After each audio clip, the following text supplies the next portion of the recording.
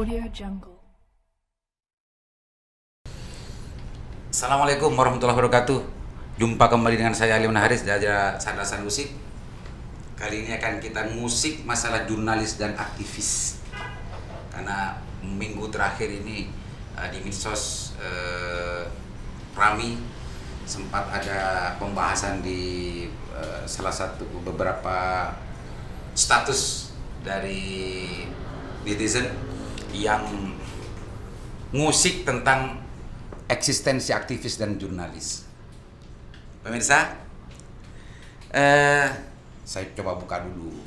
Ini pemirsa, ada salah satu status dari, ini statusnya seorang aktivis, seorang jurnalis, pengacara dan semacamnya, Bapak Arisan BW pada 6 hari yang lalu. 6 hari lalu itu berarti hari apa ya? 6 hari yang lalu berarti hari Sabtu kalau enggak Minggu. Anda nganggur, malas dan gengsi kerja? Nah, ini ada pertanyaannya.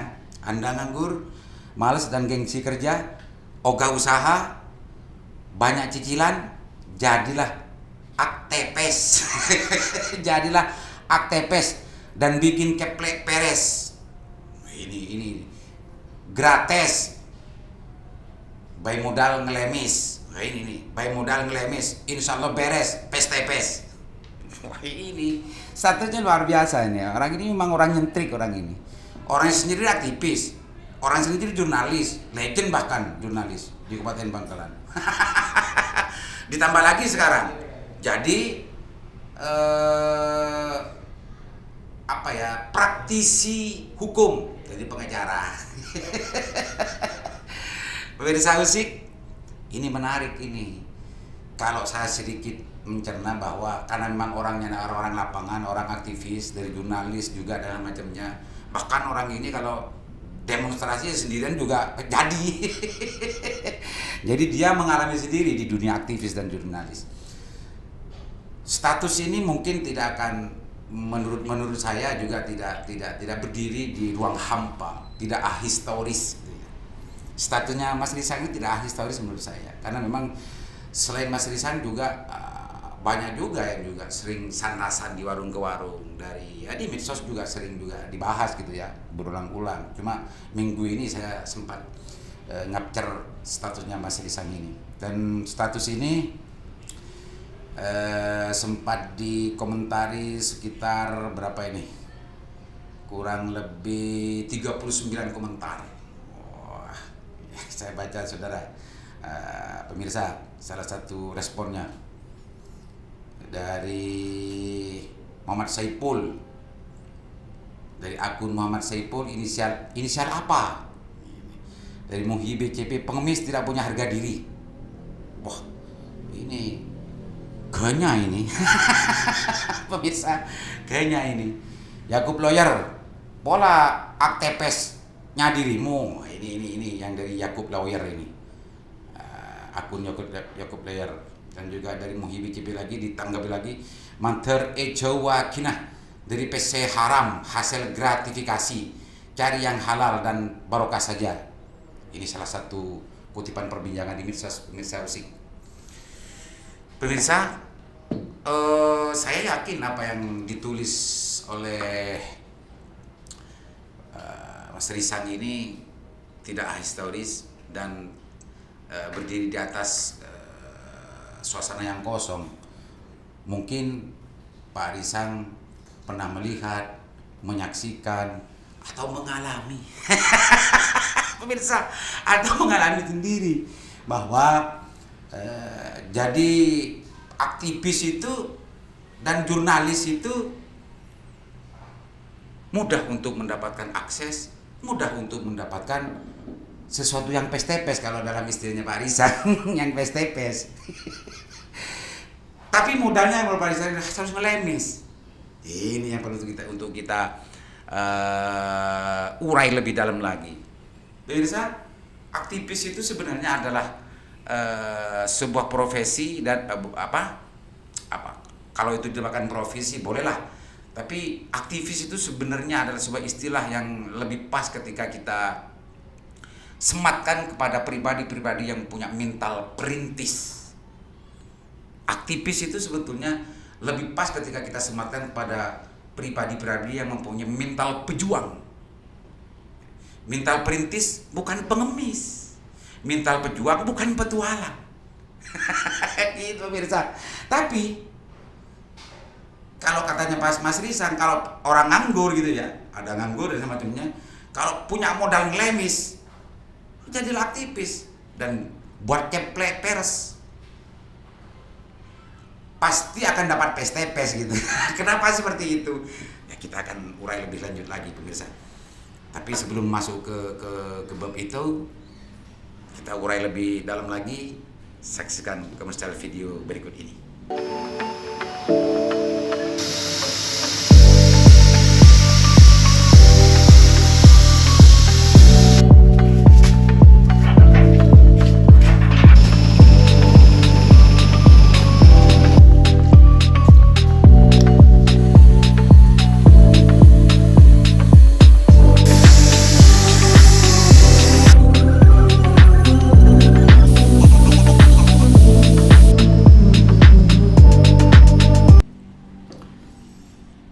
Pemirsa, melanjutkan apa yang tadi kita bahas, kenapa Mas Risan sampai berani menulis status semacam ini?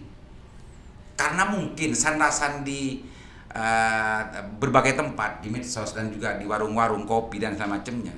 Kalau jurnalis datang ke birokrasi, kalau jurnalis datang ke salah satu pejabat, aktivis datang ke pejabat, sekarang itu justru banyak yang tidak dalam kapasitas untuk bagaimana memperbaiki keadaan, menanyakan, mengkonfirmasi terhadap sesuatu kegiatan yang ada di pejabat itu.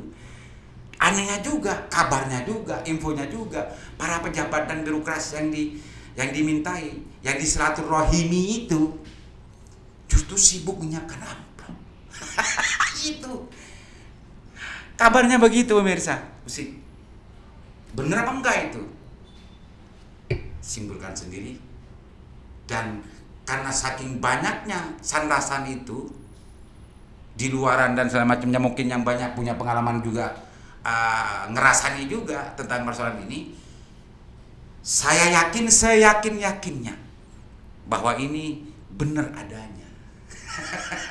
Mestinya birokrasi atau pejabat kalau disilaturahmi oleh aktivis dan jurnalis nggak usah takut lah, karena mereka sebetulnya kalau berangkat dari status yang sebenar-benarnya aktivis dan sebenar-benarnya jurnalis, mestinya adalah bagaimana memperbaiki keadaan, bagaimana membenahi sesuatu yang belum terbenah, mau dimasukkan yang dan itu sebetulnya tugas-tugas dan tanggung jawab seorang aktivis dan jurnalis sebetulnya.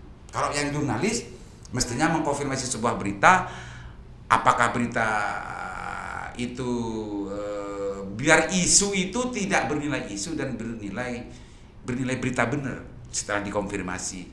Mestinya kalau ada berita-berita miring di luar atau sandasan miring di luar itu, para birokrasi dan pejabat itu kalau ditelepon atau dihubungi atau kedatangan jurnalis harus bangga sebetulnya, karena jurnalis pada prinsipnya bekerja untuk bagaimana dijadikan sarana klarifikasi terhadap fitnahan, hoax dan segala macamnya yang sekarang dijadikan musuh bersama oleh negara.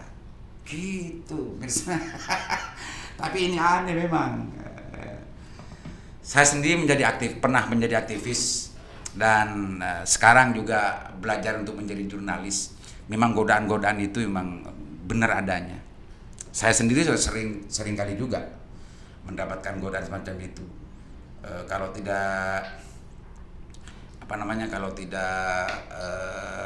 kuat-kuat iman dan tidak belajar untuk bagaimana untuk menghindari hal gratifikasi, itu akan pasti terjadi.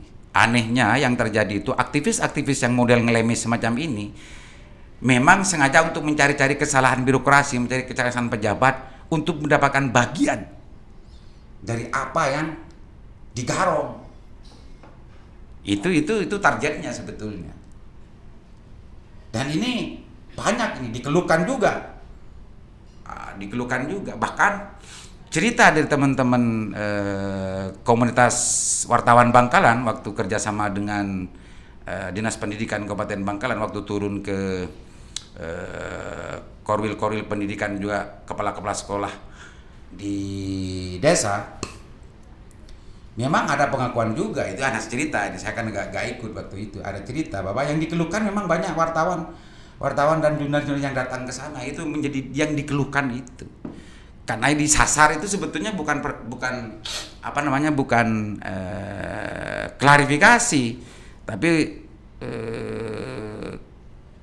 indikasinya ada unsur pemerasan dari sana, mencari kesalahan dan diperas, itu indikasinya.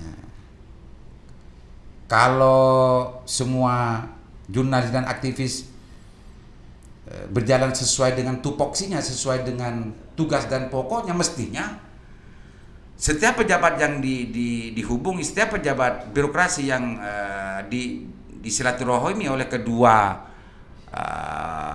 profesi ini ya harus bahagia tentunya. Karena seperti apa yang tadi sampaikan tadi, bahwa aktivis itu adalah tugas pokoknya adalah bagaimana membenahi keadaan, ikut memberikan masukan. Kalau yang jurnalis bagaimana mengklarifikasi berita-berita miring agar clear. Dan itu sebetulnya penting untuk senang gitu ya. Mestinya senang birokrasi itu ketika mendapat tamu dari aktivis dan jurnalis. Pemirsa Usik, itu statusnya Pak Arisan. Kita buka lagi status yang lain. Ada status yang lain juga ini. Statusnya dari Pak Muhyibe JP, akun Muhyibe JP. Akun Muhyibe JP ini 3 hari yang lalu menulis status juga tentang masalah jurnalis, aktivis dan jurnalis juga. Ini memberikan saran kayaknya 3 hari yang lalu. Kalau 3 hari yang sekarang ini ya hari Selasa kemarin kayaknya. Ini salah satu tulisannya yang ditulis statusnya. Untuk birokrasi di Bangkalan, mari bekerja dengan jujur dan tidak perlu takut dengan aktivis dan jurnalis. Nah ini, tidak perlu takut kepada aktivis dan jurnalis. Fungsi koordinasi dan kemitraan dijalankan dengan baik. Buang kebiasaan gratifikasi dan negotiable. Wah, ini kalau kamu gini negosiable-nya ini. Mirza sih, negotiable. Bekerja dengan seharusnya sesuai fungsinya. Kalau bersih, mengapa harus risih? Oh ini, kalau bersih, mengapa harus risih? Nah, ini para birokrasi, para pejabat daerah, meskipun provinsi juga pusat atau pejabat lah pemerintah, kalau bersih ngapain risih? Kalau ada aktivis yang datang, kalau ada aktivis yang atau jurnalis yang hadir, jangan risih. Caranya jangan risih bagaimana? Bekerjalah yang bersih. Ini yang ditekan oleh Pak Muhyi. Status ini di komentari sekitar 22 ya, 22 komentar. Ada Den Ayu ya, lucu kalau takut sama aktivis dan jurnalis, berarti kan salah kalau takut. Kalau nggak salah ngapain takut? Ini dari Den Ayu. Dan juga banyak netizen yang lain, akun-akun yang lain yang bahas tentang masalah aktivis dan jurnalis itu. Pemirsa, dari 2 akun ini bisa kita simpulkan bahwa keberadaan aktivis itu sebetulnya adalah sebuah harapan baru. Jurnalis juga menjadi harapan baru oleh masyarakat agar kinerja pemerintah itu terkontrol, agar kinerja para pejabat itu tidak merasa bebas begitu, sehingga konsisten di dalam tanggung jawabnya untuk melayani masyarakat. Kalau ada hal-hal yang mestinya ada kesalahan, mestinya harus terbuka juga untuk dibenahi bersama. Tapi kenyataannya ruang dan peluang ini dimanfaatkan oleh aktivis-aktivis dan jurnalis gadungan semacam itu. Dan aktivis gadungan, jurnalis gadungan itu, kalau istilahnya jurnalis botrek itu, betul-betul ada di lapangan. Aktivis yang sering minta meras ke kepala dinas macam itu ada memang. Pengakuan-pengakuan dari teman-teman kepala dinas. Anehnya juga, kenapa para pejabat itu untuk menyediakan amplop itu memberikan gratifikasi pada mereka? Benar apa yang dikatakan Dan Ayu tadi, kalau benar yang dilakukan, ngapain takut untuk menghadapi aktivis dan jurnalis? Di antara jurnalis dan aktivis mestinya tidak berbuat semacam itu, eman dengan nama aktivis dan jurnalisnya. Gitu pemirsa. Kalau jurnalis betul-betul berjiwa perintis dan aktivis berjiwa perintis, maka insya Allah penyalahgunaan kewenangan yang dilakukan oleh para pejabat dan pemerintah tidak akan punya ruang untuk melakukan.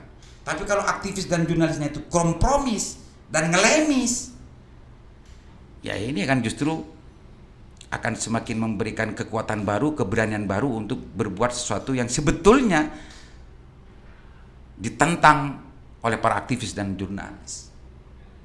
Bagaimana caranya untuk itu? Jajak aktivis yang sebenar-benarnya, dan pada pemerintah bekerja yang sebesar-besarnya agar tidak takut kalau ada jurnalis dan aktivis.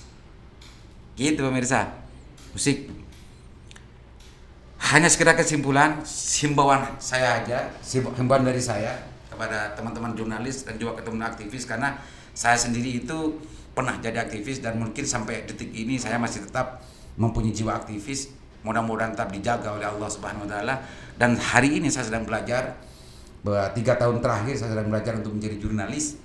Mudah-mudahan saya dijaga juga, meskipun sering ketemu, sering apa-apa dengan godaan-godaan semacam itu. Mudah-mudahan dikuatkan oleh Allah untuk tidak seperti yang distatuskan oleh sahabat Desang dan juga sahabat Muhi BCP, bahwa aktivis itu tidak boleh ngelemis, aktivis itu harus perintis, aktivis itu sebetulnya dan jurnalis itu tidak boleh kompromis, agar keadaan ini bisa kita bangun bersama menuju kebaikan yang dicita-citakan bersama. Demikian Usik episode kali ini, mudah-mudahan bermanfaat. Assalamualaikum warahmatullahi wabarakatuh.